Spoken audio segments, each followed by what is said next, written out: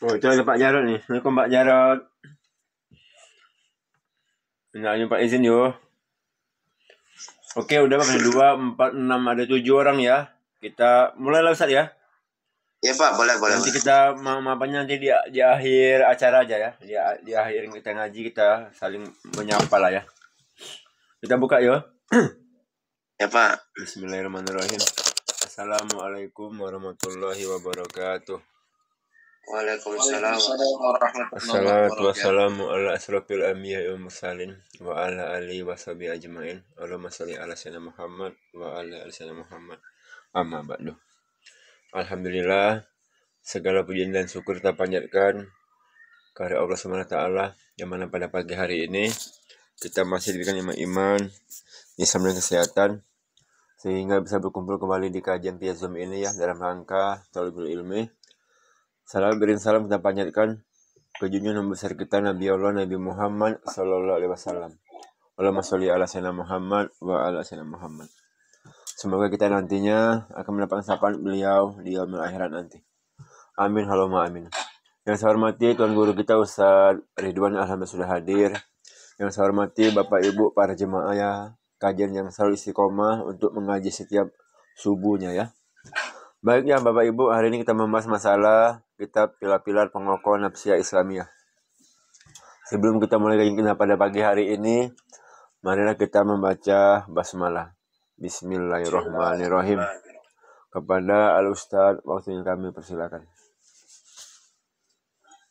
Silakan Ustaz. Assalamualaikum warahmatullahi wabarakatuh. Waalaikumsalam warahmatullahi wabarakatuh.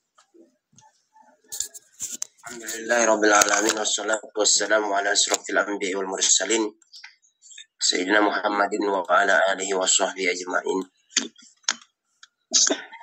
Bismillah sadri wa yassir amri wa uqdatan min lisani yafqahu qawli amma ba'd. Syukur kita hadiahkan kepada Allah Subhanahu wa taala yang mana pada pagi hari ini Allah masih memberikan kita nikmat iman, nikmat Islam, dan nikmat keluangan waktu. Kita bisa hadir di kajian Zoom pada pagi hari ini.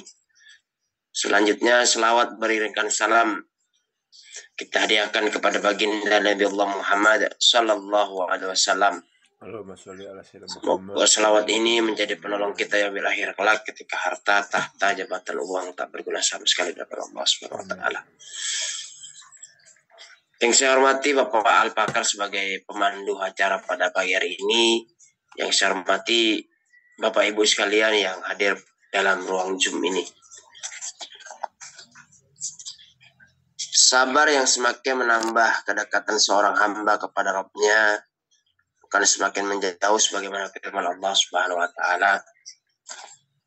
Fanada fi dzulumati alla ilaha illa anta subhanaka inni kuntu minadh dhalimin. Maka ia menyeru dalam keadaan yang sangat gelap bahwa tidak ada Tuhan yang berhak disembah selain Engkau. Maksudnya Engkau sungguhnya aku adalah termasuk orang-orang yang zalim. Ya, ini doanya Nabi Yunus ya, ketika ditelan oleh ikan. Izin Ustaz, halaman berapa Ustaz? 120 Pak. Oh 120, oke. Syukur Ustaz. Yuk. Ya Pak. Dimakan oleh ikan ya. Jadi beliau itu ada sebagian mufassir mengatakan itu udah ditelan ikan lagi ditelan ikan besar lagi. Udah menelannya ikan yang besar, ditelan ikan besar lagi. Ya. Berarti menghadapi dua gelap. Ya. Gelapnya malam, ya. Gelapnya di perut ikan seperti itu. Jadi jamaah sekalian, inilah pentingnya Allah menegur Nabi Yunus ya. Sebejat apapun pengikutnya ya tidak boleh ditinggalkan. Ya. Itu juga dalam kehidupan kita. Seburuk-buruk anak istri kita ya. Misalnya nggak mau nurut ya harus kita nasihati. Nggak mau juga Ustadz panggil yang bisa menasihati. Nggak mau juga Ustadz ya sabar. Nggak mampu lagi Ustadz ya risikonya satu-satunya ya berpisah. Ya itu jalan terakhir ya. Jangan gampang sedikit pisah ya. Jadi nikah itu bukan mainan. Ya. Tapi di sini adalah bentuk dari ibadah kita kepada Allah Subhanahu wa taala.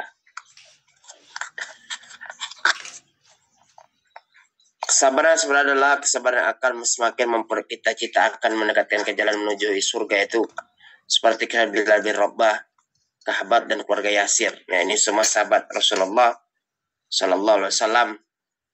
Sobron ila Yasir anna mau'idakumul jannah. Sabarlah wahai keluarga Yasir, sungguhnya dijanjikan bagi kalian adalah surga. Ya.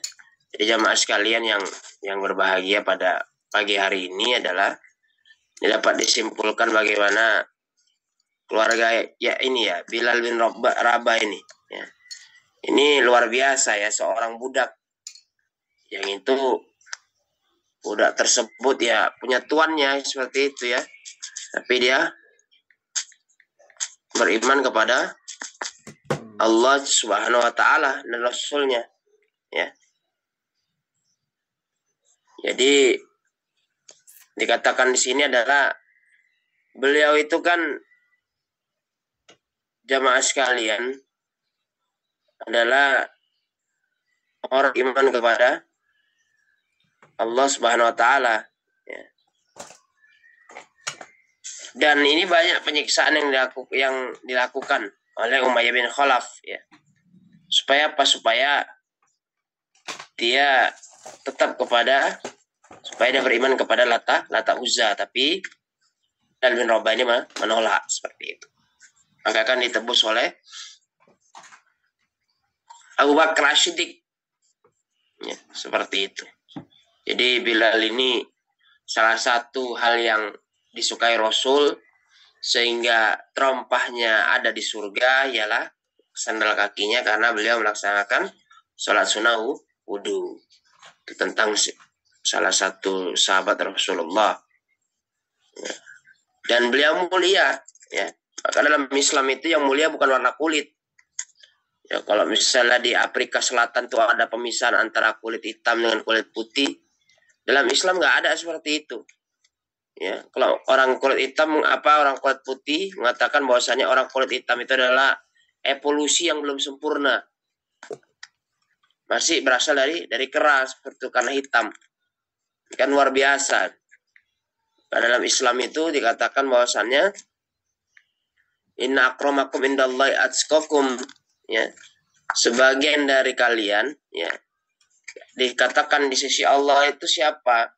Di sisi Allah dikatakan bukan yang mulia itu bukan yang banyak gelarnya atau yang bangsawan yang punya harta, tapi yang mulia itu adalah orang yang bertakwa kepada Allah Subhanahu wa taala. Di juga di ini ada Kabab ya. Kabab bin Al-Arad dikatakan ya seorang sahabat yang tubuhnya telah dipenuhi keberkahan karena ia telah mengalami berbagai ujian penderitaan di jalan Allah. Jadi pada masa awal Islam ia telah masuk Islam ketika baru 5 hingga 6 orang yang telah menerima Islam. Jadi ia bergelut dalam penderitaannya, pernah dipakaikan baju besi. Ini Kabab ini luar biasa nih ya. Lalu dibaringkan di bawah terik matahari yang sangat panas. Keringat bercucuran di tubuhnya. Begitu lama ia disiksa di bawah terik matahari hingga daging di punggung mengupas karena panasnya. Ini Kabab ini adalah budak milik seorang wanita. Ketika tuannya mengatakan bahwa ia sering menjumpai Muhammad Rasulullah, ia menghukumnya dengan menusukkan batang besi panas ke punggung Kabab. Jadi Kabab ini penderitaan yang dahulu pada permulaan masuk Islam itu menjadi salah satu tanda ya, bahwasanya inilah akan ditunjuk oleh Allah Subhanahu wa taala ya, akan dijadikan sebagai pertanda bahwasanya dia tubuhnya disiksa karena masuk Islam, karena memperjuangkan Islam. Ini Kabab juga, saya telah diseret di atas timbunan bara api yang menyala. Sampai lemak dan darah yang mengalir di punggung saya telah memadamkan api tersebut. Setelah Islam jaya dan pintu-pintu kemenangan telah banyak diraih, Kabab berkata, tampaknya Allah telah membalas penderitaan kita. Saya khawatir ini hanya di dunia dan di akhirat nanti kita tidak mendapatkan balasan apapun. Jadi dalam Ka'bah ini suatu ketika Rasulullah memberikan sholat lama sekali tidak seperti biasa. Lalu ada seorang sahabat bertanya kepada beliau tentang sholat itu. Rasul menjawab, ini adalah sholat yang penuh dengan harapan takut. Aku telah mengajukan 3 permintaan kepada Allah, diantaranya adalah dikabulkan, dan salah satu tolak aku mohon agar umatku tidak dimusnahkan karena kelaparan. Ini ya, jadi tentang Ka'bah, tentang bagaimana penyiksaan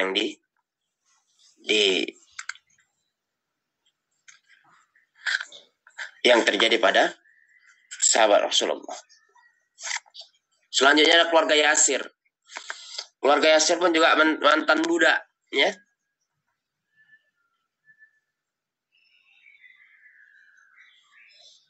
Ya Pak sekalian, keluarga Yasir juga mantan budak. Apa yang terjadi dengan keluarga Yasir? Mereka disiksa. Ini kan suatu yang apa ya? Orang tuanya itu bekerja sebagai pengantar minuman kepada para pembesar yang itu sering berdiskusi di Sakifah Bani Saidah, ya. Ya Abu Lahab, Abu Jahal, ya. Orang-orang membenci Islam itu, ya. Jadi mereka ini mendengar berita tersebut. Jadi kok di Arab itu, di Timur Tengah, ya di kafir Quraisy itu, kalau kita tidak punya backingan, ya. Kalau Rasulullah kan punya Abdul Muthalib, pamannya. Ya tidak punya backingan, yang terjadi apa? Itu tadi, mudah ditangkap, mudah ditindas, sama lah seperti nan jauh di sana, ya. Kalau misalnya kita tidak punya kekuatan, nggak punya daya, ya sudah. Mereka melakukan tindakan-tindakan persekusi. Ini persekusi yang dilakukan oleh Yasir luar biasa, ya. Sampai ibunya itu menjadi orang yang syahidah pertama, ya. Dari ada yang mengatakan dari kemaluannya sampai lehernya itu ditembus oleh besi panas, meninggal. Karena disuruh mengucapkan Lata dan Uzza dan sebagainya. Dan Yasir pun mau disiksa, tapi dia karena nggak tahan melihat ibunya seperti itu, ya, bapaknya sudah, ibunya, maka dia mengucapkan apa yang diucapkan oleh kafir Quraisy. Tapi apa kata Rasulullah? Kamu tetap Islam. Kenapa? Karena tidak ucapan saja, tapi karena terpaksa seperti itu, ya. Karena tidak ada pilihan lain, ya. Nah, itu yang terjadi seperti itu. Makanya nanti ketika perang Badar itu kan nampak. Jadi di situ nanti itu terjadi duel, ya, antara orang-orang yang sering mempersekusi dengan orang yang dipersekusi, ya. Antara keluarga dengan ayah dengan anak dan sebagainya pada saat perang Badar. Karena itu tadi, ya, bagaimana penyiksaan yang dilakukan oleh orang kafir Quraisy ini di luar batas seperti itu. Kalau kita aja misalnya lihat Timur Tengah itu panasnya luar biasa, ditambah lagi dengan disiksa manusia, bukan makin nikmat, ya. Kalau tadi di daerah Brastagi dingin, ini daerah luar biasa panasnya. Yang terjadi apa? Ya, luka yang sangat luar biasa yang dihadapi oleh kaum muslimin. Sabrun ala Yasir, inna mau'idakumul jannah. Sabarlah wahai keluarga Yasir, sungguhnya yang dijanjikan bagi kalian adalah surga. Kenapa Rasulullah sabar? Ini kan penderitaan sangat luar biasa. Kenapa nggak diserang? Gitu? Ya, kalau misalnya ormas, ya, ini contoh, mohon maaf, ya.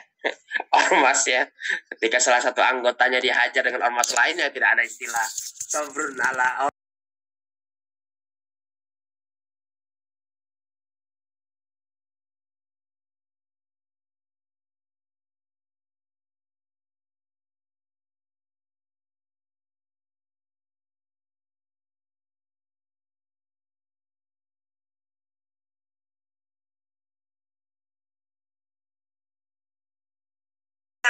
Sahabat itu kan semua mendiamkan. Kenapa Rasulullah? Kenapa kita tidak serang mereka? Kenapa kita tidak balas mereka, ya Rasulullah? Ya karena belum ada perintah untuk itu. Ya. Karena fokusnya dakwah tauhid, dakwah kepada Islam. Ya. Makanya kenapa bisa terjadi perang Badar, perang Ahzab? Ya karena Rasulullah sudah punya mekanisme itu. Gitu. Rasulullah sudah punya instrumen-instrumen itu, sudah punya kekuatan untuk melawan mereka. Ya. Daulah di Madinah, kok di Mekah kan nggak ada. Kekuasaan masih kepada kafir Quraisy. Maka yang terjadi apa jamaah sekalian? Ya bersabar. Maka kalau ada orang meninggal pada waktu Rasulullah masih di Mekah, Rasulullah katakan, adakah orang yang utangnya? Ada ya Rasulullah. Kalau nggak ada yang membayar, saya nggak menyolatkan. Maka sahabat mengatakan, ya, menanggung tadi, ya, saya Rasulullah. Itu salah satu contohnya. Juga seperti kesabaran Khubayb bin Zaid, ia berkata, Wallahi la arda an yusaba Muhammadun sallallahu alaihi wasallam bisaukatin wa ana salimun bi ahli. Demi Allah, aku tidak suka Muhammad SAW timpa musibah, walau hanya dengan duri, sementara aku selamat dengan keluarga aku. Maka dikatakan hadis Rasulullah, antum ma'aman ahbabta, engkau bersama orang yang kau cintai. Bagaimana Ustaz? Rasulullah sudah jauh di sana, ya. Mukanya pun kita sudah nggak lihat, ya. Bentuk fisiknya nggak lihat, tapi kan ajarannya masih ada seperti itu. Ajarannya masih bisa kita jumpai. Kitalah karena yang menjadi penghuni surga yang didambakan oleh Rasulullah. Kenapa? Karena kita nggak jumpa dengan Rasulullah, nggak bertemu dengan Rasulullah. Tapi ajarannya kita lah lakukan. Berbeda dengan sahabat. Sahabat itu berjumpa langsung dengan Rasulullah. Mudah mereka beriman. Sedangkan kita kan jauh, ya. Nggak pernah berjumpa dengan Rasulullah Muhammad SAW. Kalau ada nabi palsu itu udah sesat gitu ya. Ada dia ngaku nabi, orang mana tuh? Orang daerah Sumatera itu ya. Ngaku nabi, dia nggak perlu. Ini kan karena mungkin saja dia desakan ekonomi, ya, bingung dia. Atau memang terkena bisikan jin, ya. Nah, bisikan jin ini kan membuat orang was-was, ya. Membuat orang melakukan hal-hal yang di luar pakem-pakem Islam. Jadi kalau orang seperti itu, ya harus diobati. Itu mungkin orang stres seperti itu, ya. Jadi seperti itu. Juga seperti kesabaran orang menghentikan orang-orang yang zalim tanpa merasa takut di jalan Allah. Terjadian orang yang suka mencaci Rasul sabda, kalla wallahi la ta'khuduna ala yadi zalimin wa la ta'tirannahu ala al-haqqi atran wa la taqsurannahu ala al-haqqi qasran aw la yadhibanna Allahu quluba ba'dikum bi ba'din wa la ya'annakum kama lu'ina bani Israel. Tidak demi Allah, kalian harus menghentikan orang-orang yang zalim. Kalian harus membelokkan mereka dari kezaliman mereka menuju kebenaran, dan kalian harus menahan mereka dalam kebaikan, atau Allah akan mengunci hati sebagian dari kalian disebabkan oleh sebagian yang lain, dan Allah akan melaknat kalian sebagaimana telah melakukan Bani Israel. Nah, ini juga contoh, ya, orang yang suka mencaci Rasulullah SAW. Juga seperti kesabaran para sahabat yang diberkati, juga kesabaran para sahabat yang diboikot. Ya, jadi Rasulullah itu diboikot 3 tahun lamanya. Sahabat-sahabat Nabi juga diboikot. Ini salah satu contoh penderitaan yang luar biasa. Nggak boleh berdagang, nggak boleh berbisnis, ya. Sampai-sampai dikatakan dalam sirah itu dalam masa pemboikotan mereka tuh makan biji kurma yang dihaluskan. Saking apa? Saking luar biasa penderitaan yang dialami oleh kaum muslimin. Itu terjadi seperti itu. Dan para sahabat yang hijrah ke Habasah. Jadi udah hijrah, udah ya bagus. Datang lagi kafir Quraisy, ya, untuk menangkap orang yang hijrah ini. Luar biasa berarti kebencian mereka. Ya. Ditanya lagi Raja Najasyi itu tentang apa? Tentang mereka, tentang Isa ibnu Maryam. tentang Yesus Kristus. Isa mengatakan mereka itu hanya sebagai nabi, ya. Bukan sebagai Tuhan. Itu kan luar biasanya cerdiknya mereka ini. Jadi katakan orang kafir Quraisy ini bukan orang bodoh, ya. Kalau dikatakan dalam surah Al-Quraisy ini, mereka ini pedagang yang handal. Ya waktu misalnya musim panas dia ke Syam, ya musim dingin dia ke Yaman, atau sebaliknya. Ini pedagang-pedagang ulung, ya. Bukan yang nggak bisa menjadi pengusaha milioner, ya.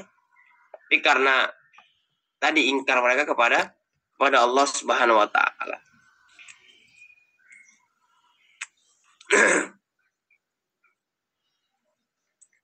Sama para sahabat ditangkap karena berpegang pada perkataan mereka, Tuhan kami adalah Allah. Kesabaran hakiki juga harus seperti kesabaran kaum muslim Muhajir dan Ansor pada saat memerangi kaum musyrik bangsa Persia dan Romawi, seperti kesabaran sahabat yang ditawan, yaitu kelompok Abdullah bin Abi Zulfah. Juga kesabaran para muhajirin mujahid yang berani dan jujur. Jadi kalau istilahnya itu dalam perang, ya tradisi Arab itu sebelum perang itu 3 orang itu maju, ya. Misalnya pada masa perang Badar itu ada Ali bin Abi Thalib, ya. Ada Hamzah, ya. Satu lagi kalau tidak silap itu ada Ja'far, ya. Nah, itu kalau tidak salah itu bisa dikoreksi. Itu 3 orang.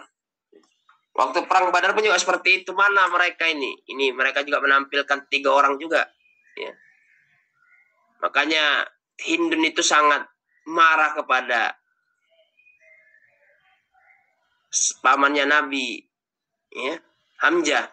Karena Hamzah ini membunuh ayahnya waktu perang Badar, waktu duel. Ya. Waktu duel itu kalah ayahnya sama dengan Hamzah, ya. Makanya kan Hindun itu waktu perang selanjutnya, ya, itu kan menyuruh Wahsy itu untuk membunuh Hamzah, ya. Nah, itu perang kedua. Maka Hindun itu karena saking geramnya itu memakan jantungnya Hamzah seperti itu karena dia telah membunuh ayahnya. Ini kan ini di medan perang.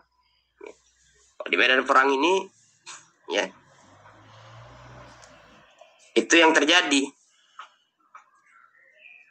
Maka mujahid yang berani dan jujur, ya. Berani dan jujur, ya, bukan karena berperang, bukan karena siapa-siapa. Berperang itu karena Allah Subhanahu wa taala, bukan karena dianggap seorang sebagai seorang mujahid. Tapi berperang itu karena mengharap ridho Allah Subhanahu wa taala. Kalau berperang hanya menjadi mengharapkan ridho seorang mujahid, mengharapkan ridho manusia, tidak ada balasannya mendapatkan surganya Allah Subhanahu wa taala.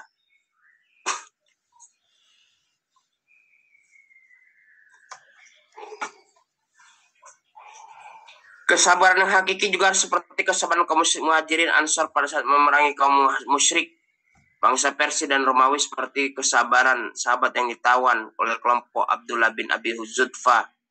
Juga kesabaran para muhajirin yang berani dan jujur.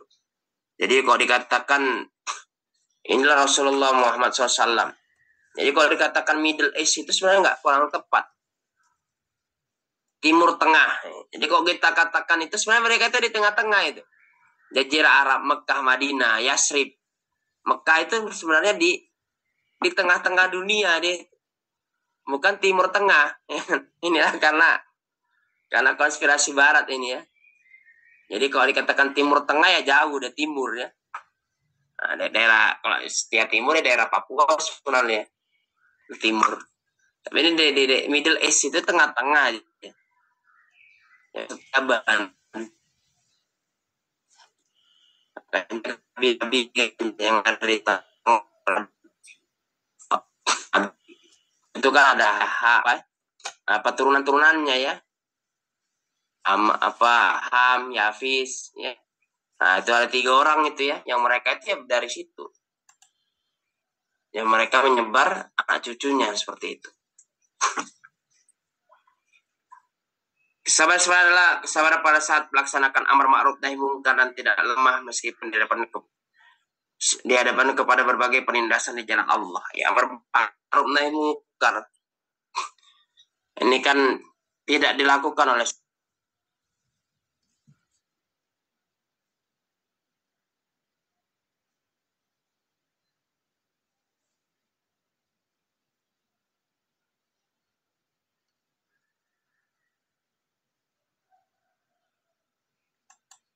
Keluar Ustaz ya? Terpental ya?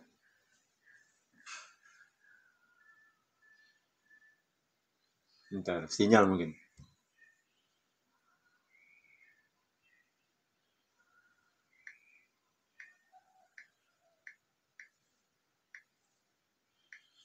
Bentar ya Pak ya. Oh, udah masuk Oke lagi. Pak, kok keluar ya Pak ya? Nggak tahu Ustaz. Mungkin sinyal mungkin ya. Kita lanjut lagi ya. Iya, terpental ya. Jadi amar ma'ruf nahi mungkar ini ya. Jadi kalau dalam Islam itu orang meninggalkan sholat itu kriminal, zarima, ya. Zarima itu kan perbuatan kriminal. Maka dalam Islam itu dia di penjara. Maka ditanya dulu kenapa dia meninggalkan sholat. Karena ya nggak tahu Pak Ustadz. Kalau di misalnya di daerah di pengungsi Rohingya, ada lagi Islam di Vietnam itu nggak sholat. Allah nggak puasa, Allah nggak sholat. Yang puasa itu pembesar-pembesar ya, kayak ustadz, ulama, tuan-tuan guru itu yang puasa. Jadi yang jamaahnya nggak puasa seperti itu. Ini kan salah kaprah terhadap ajaran Islam. Nah, wajib dipahamkan. Kalau masih seperti ustadz ya harus diberi hukuman. Sama juga dengan orang sholat. Oh, dia nggak tahu ustadz, rupanya sholat hukumnya wajib. Kasih tahu dia wajib, kasih tahu dia sholat. Nggak mau juga ustadz, ya dihukum. Misalnya kepling ya, yang nggak sholat subuh misalnya, yang nggak mau ke masjid misalnya, nggak mau sholat, ya itu dia harus dicatat, ya, dibawa ke pengadilan kalau dia tidak mau secara baik-baik seperti itu. Memang ada seperti itu, ya. Memang harus ada seperti itu, diberi hukuman, nggak bisa dinasihati. Contoh misalnya orang seperti itu Bani Israel. Bani Israel itu nggak bisa dilembut-lembutin itu. Kalian ya sembahlah apa? Potonglah sapi. Ini kan adalah masalah syariat. Ngapain ditanya? Ya. Udah suruh sama Nabi Musa potong sapi. Sapinya yang kayak mana? Warna apa? Kan banyak pertanyaan. Dalam syariat, nggak tahu perlu banyak pertanyaan. Laksanakan. Contoh kenapa babi haram? Udah ketentuan Allah haram. Oh, saat cacing pita begini tak usah. Ya. Nah, tapi misalnya kita dakwah nih Pak Ustadz perlu perlengkapan bagus. Perlu ini itu ya nggak masalah. Itu dalam masalah caranya saja. Tapi kalau dalam ini babi lagi tanya, Ustadz, babi yang apa yang haram dimakan Ustadz? Yang begini-gini kah? Nah, yang ini kah? Yang warna kulitnya ini kah? Nah, ini Ustadz ada babi dari Bali Ustadz, babi kriuk misalnya. Jangan, itu haram. Ya, itu dalam tataran ibadah. Karena hukum ibadah itu al-aslu ibadah arhomun. Ya, hukum asal ibadah itu haram semua. Kecuali ada dalil syariat yang menghalalkannya, itu sholat. Ya. Mana Ustadz sholat zuhur di Quran? Nggak ada kan Ustadz. Yang ada sholat malam Ustadz. Ya hadis. Ya. Itu tunjuknya kepada hadis. Seperti itu.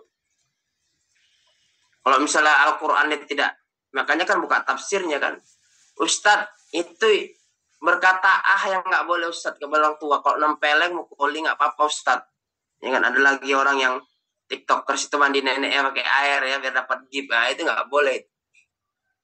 Udah tua ya kan. Malam-malam pula dimandikan. Ya inilah luar biasa ini. Ya.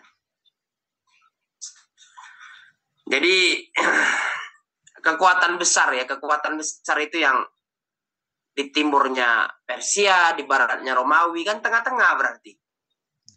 Tengah-tengahnya apa? Jazirah Arab. Ya, 8 yang sudah apa? Berpecah-pecah di 8 negara ya, Jazirah Arab itu. Kesabaran sebenarnya adalah kesabaran pada saat melaksanakan amar ma'ruf nahi mungkar dan tidak lemah. Ya. Jadi nggak lemah dia. Nah, contoh misalnya, saya lucu tuh nengok video yang waktu di hukum Islam di Aceh itu, di Rajam ya, di Cambuk. Itu malah nyambuk marah memukul algojonya ya. Nah, ini berarti karena hukum Islam sebagian. Jangan hanya masalah zina, ya, masalah pencuri atau masalah yang remeh-temeh. Tapi masalah yang lain, misalnya uang rakyat ditelap 271 triliun ya. Jadi kalau bapak-bapak sekalian punya uang satu hari bisa nabung 1 miliar, berarti tunggu 740 tahun ya. Uang 271 triliun itu ngumpul, luar biasa ya berarti ya. Berarti apakah Islam nggak boleh kaya Pak Ustadz? Boleh. Karena dalam hadis Nabi, al-muslimu surakatu fis salasi wal ma'i wal kalami wan nar wasamanuha haramun. Kaum muslimin berserikat atas 3, padang api, padang rumput, dan air. Menjual belikannya adalah haram. Pak Pakar bisa kaya misalnya dari bisnis training, nggak masalah. Ada yang kaya raya dari bisnis pancing misalnya, nggak masalah. Tapi nggak boleh main di 3 sektor ini dalam Islam. Kenapa? Karena ini milik umat, milik umum, dan hasilnya sangat luar biasa ini. Ini baru tanda tambang timah. Jadi kalau ada peneliti mengatakan kalau dibelikan mobil mewah, ya, Lamborghini atau Ferrari itu, masyarakat Belitung itu dapat 1 rumah 1 itu. Luar biasa ya. Jadi itu dari sekelumit 1 aja. Jadi kalau dalam Islam kita boleh kaya raya, tapi jangan main di 3 ini. Mau dari bisnis kita rental mobil, nggak masalah. Tapi jangan main di 3 ini, karena itu tadi kemaslahatan luar biasa. Jadi pernah salah seorang sahabat Rasulullah bernama Abiyad bin Hamam. Nah, Rasulullah, aku mau tambang garam ini. Ya ambil aja, nggak apa-apa. Tapi sahabat mengatakan ya Rasulullah, tambang garamnya ini seperti air yang mengalir. Jadi kalau kita misalnya istilah garam Himalaya, ya jadi kalau Timur Tengah itu bapak-bapak sekalian itu kan tandus. Misalnya lautnya jauh, ya, maka mereka ngambil tuh ditambang di gunung-gunung. Ada dia garam, makanya garam Himalaya kan kita sering dengar. Jadi sahabat ngasih tahu bahwa tambang itu menghasilkan jumlah yang banyak. Maka Rasulullah mengambil kembali, minta kembali. Padahal kan ada hadis Rasul, barang siapa meminta pemberiannya yang telah diberikan oleh orang lain, maka dia seperti anjing yang menjilat ludahnya sendiri. Tapi kan konteks hadis itu tidak terpakai. Kenapa? Ini milik umum, kepemilikan umum yang itu jumlahnya sangat banyak. Nah, kalau sekarang ya tahulah kita ya. Hutan aja pun digunduli ya. Hutan itu bukan nggak ada duitnya. Dalamnya kayu. Kayu itu luar biasa. Apalagi hutan Kalimantan kan kayu-kayunya. Itu yang terjadi. Kesabaran sebenarnya adalah tadi ya amar ma'ruf nahi mungkar. Ini memang makanya dikatakan dalam Islam syahidus syuhada hamzah. Pengurus para syahid itu adalah hamzah. Dan orang yang mati, orang yang menasihati penguasa lalu dia mati, maka dia syahid. Kalau menasihati penguasa kan luar biasa ini. Ada ulama besar aja di penjara. Ada ulama yang ditangkap. Di Saudi kan ditangkap. Kenapa? Karena mengkritik kekuasaan mereka. Maka luar biasa ya. Dalam Islam itu orang yang mengkritik penguasa lalu jadi ditahan.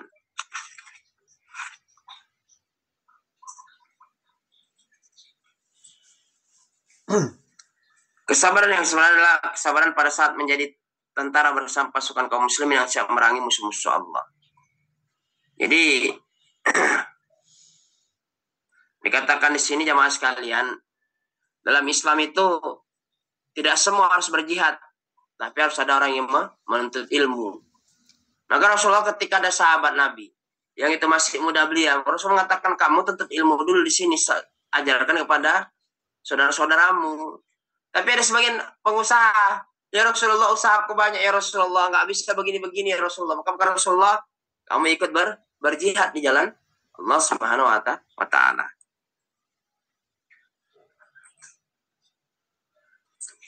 Wala tublanna fil amwalikum wa anfusikum wala tasma'unna minal ladina utul kitaba min qablikum wa minal ladina asyraku adan katsira wa in tasbiru wattaqu fa inna dzalika min azmil umur.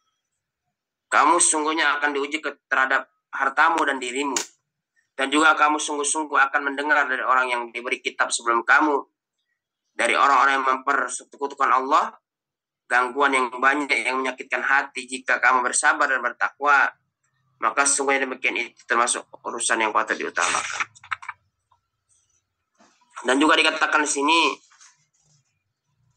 wala nabluwannakum hatta na'lamal mujahidina minkum wasabirina wala nabluwal akhbarakum. Dan sungguhnya kami benar-benar menguji kamu agar kamu mengetahui orang-orang berjihad dan bersabar di antara kamu, dan agar kami mengatakan yang baik buruknya dari ihwalmu.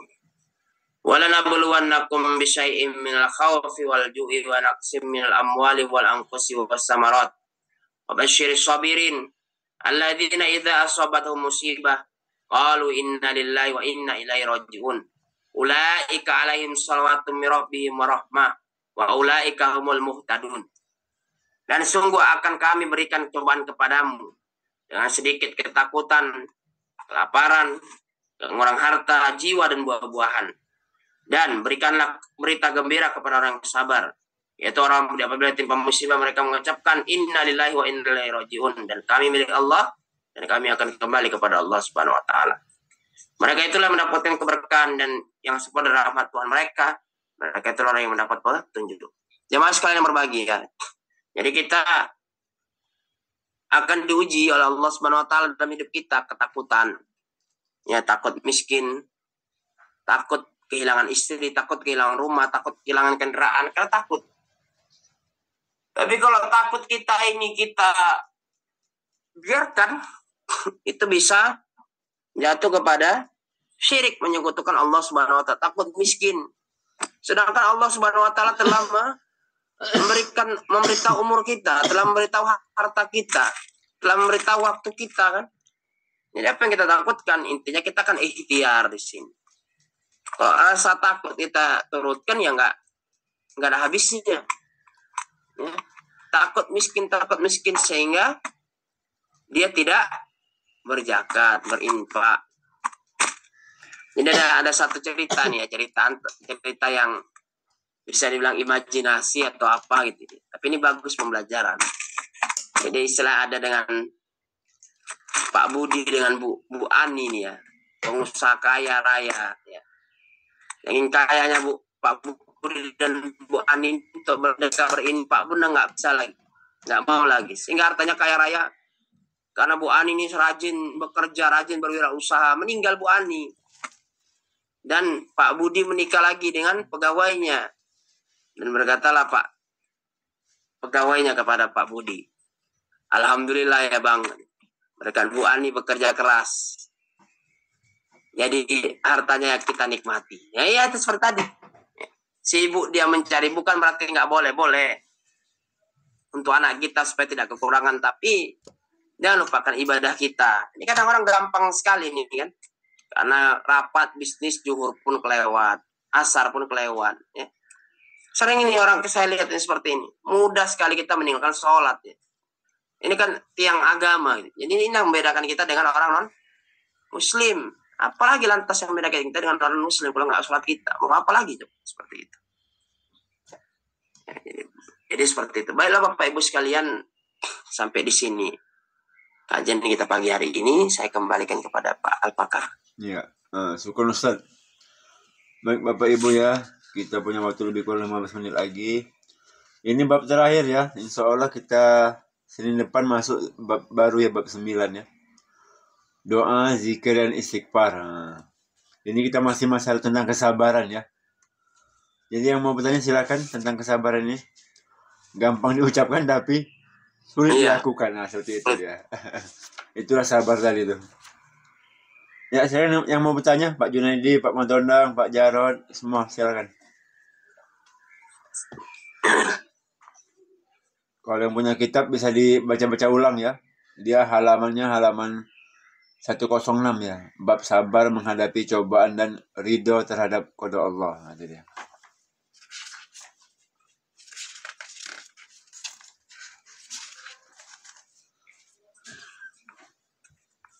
Ini yang bolak-balik kita bilang itu kan.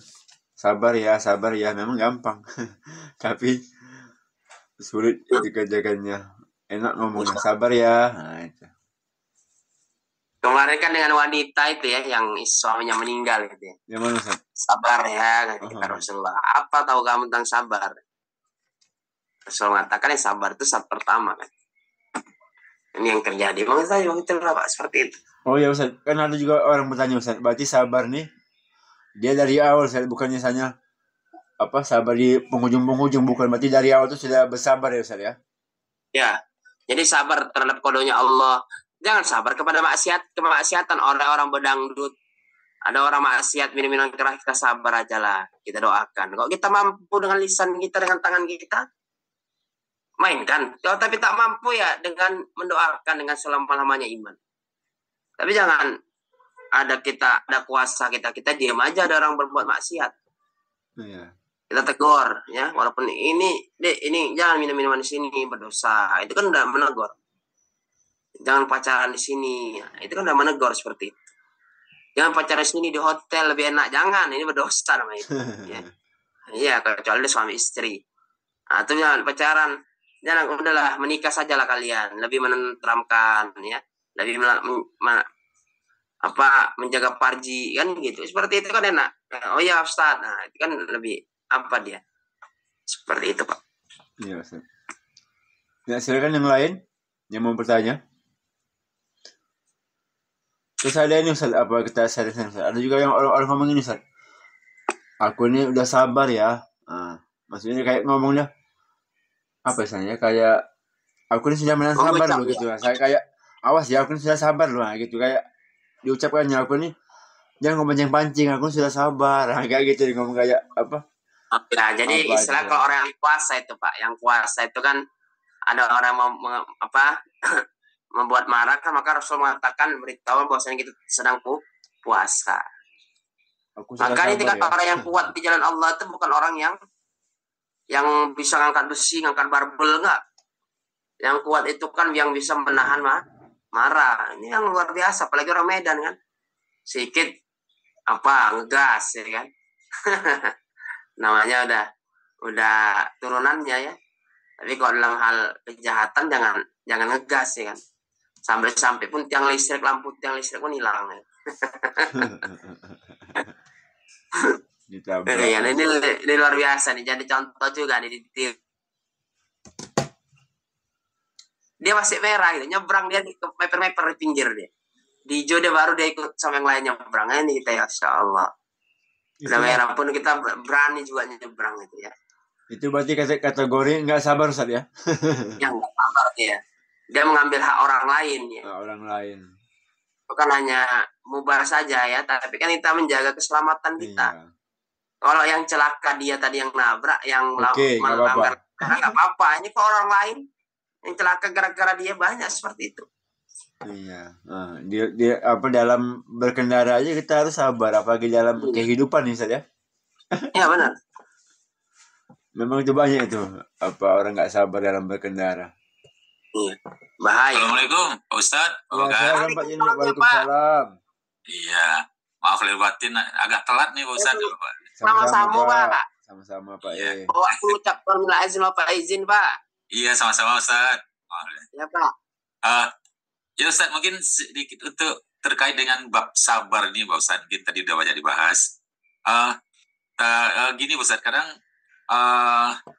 kita itu memahami sabar itu adalah mengalah terhadap hal-hal sesuatu gitu Ustaz. Ini yang banyak kira-kira dilakukan. Udah sabar aja, mengalah aja gitu. Padahal kan konsep sabar itu kan bukan gitu ya Ustaz ya, kalau kita lihat dari ini. Nah, bagaimana hal ini Ustaz? Apakah sikap demikian itu lebih baik yang dikatakan sabar? Ya, jadi setiap sesuatu walaupun itu kebaikan, kebenaran kita sampaikan, kita tetap mengalah. Atau misalnya tadi yang dalam hal-hal hal tadi yang setiap berlalu lintas kita tetap mengalah aja gitu. Nah konsep sabar itu kan nggak begitu Ustaz. Kira-kira begini apa Ustaz? Jadi kalau sabar dalam kitab ini Pak dikatakan bahwasannya adalah ketika kita mengatakan yang hak dan melaksanakannya. Siap menanggung resiko penderitaan di jalan Allah dengan mengatakan dan mengamalkan kebenaran tanpa berpaling, bersikap lemah dan lunak sedikit pun. Jadi ya sabar itu yang pertama itu ridho kepada Allah, ya ridho kepada kodonya Allah. Misalnya pendek, ya sabar. Pesek dia sabar karena itu apa? Itu kodonya Allah. Sabar itu kan menahan, ya menahan terhadap suatu yang besar nanti akan diberikan oleh Allah Subhanahu Wa Taala. Jadi misalnya dalam kehidupan kita miskin, ya misalnya udah bisnis apa, bisnis segala macam, rupanya ada orang mengatakan bisnis yang menakjub, tentu bisnis Scorpion apa bisa kalah jengking katanya kan seperti itu. Kita udah nggak dapat juga, maka kita bersabar dengan kodonya Allah Subhanahu Wa Taala. Jangan tiba-tiba Allah udah bersabar aja lah, nggak usah bisnis gini-gini, duduk aja di rumah itu salah juga. Jadi sabar terhadap kodonya Allah Subhanahu Wa Taala, ya seperti itu. Jangan turutkan hawa nafsu kita. Contoh misalnya apa? Turutkan hawa nafsu kita, ya misalnya kita sudah punya apa baju 1, 2, tapi kita nggak kita pakai, itu kan akan dihisap Allah.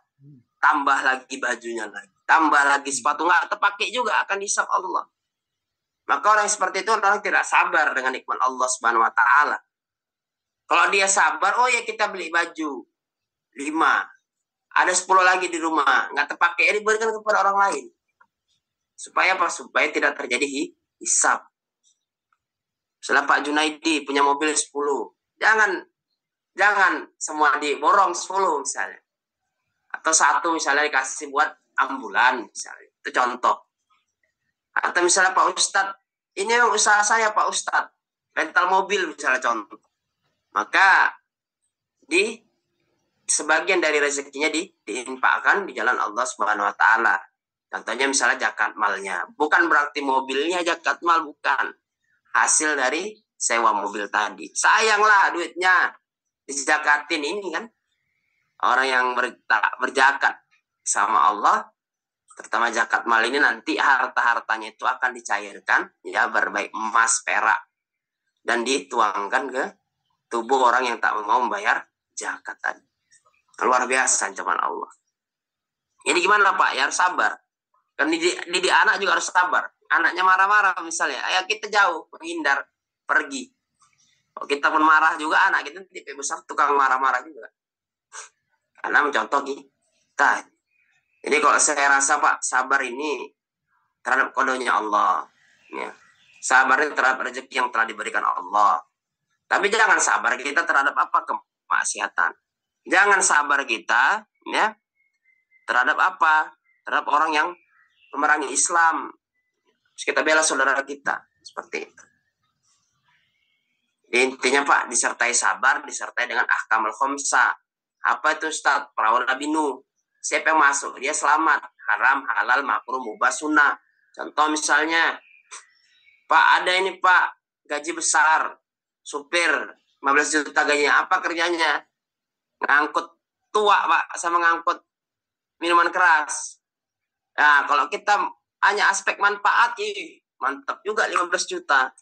Bisalah ini 3 tahun beli rumah, misal contoh kan seperti itu. Maka kita harus lihat, oh rupanya kerjaan ini diharapkan Allah, bersabar. Apapun yang kita tolak selama itu di jalan Allah, pasti akan diganti Allah. Sama ceritanya ketika Ali bin Abi Thalib menambatkan kudanya, ya di musola mau sholat, dia titipin kepada anak-anak di situ, jaga ya kuda saya ya. Nggak dijaga, tapi sedelnya diambil, tempat duduk kuda diambil, dijual ke pasar dengan berapa dirham itu. Ali bin Abi Thalib cari lagi ke pasar, sedelnya, oh jumpa sedel dia sekian dinar, kata contoh misalnya 5 dirham misalnya. Padahal Ali bin Abi Thalib mengatakan, kalau anak ini menjaga kuda saya, padahal saya akan memberikan dia 5 dirham. Karena nggak sabar kan.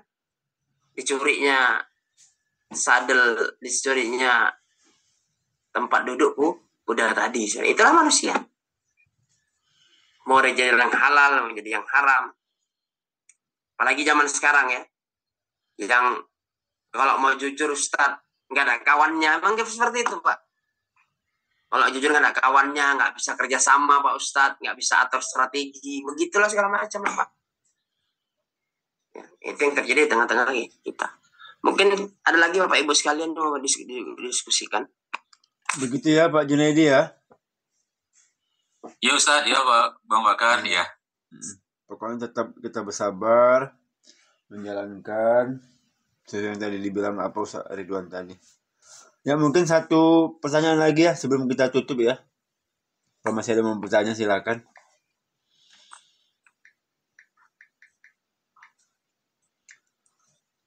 Karena kalau kita lihat dari orang kayak apa pengusaha itu, kenapa kadang dia jatuh jadi apa nggak berhasil itu tadi.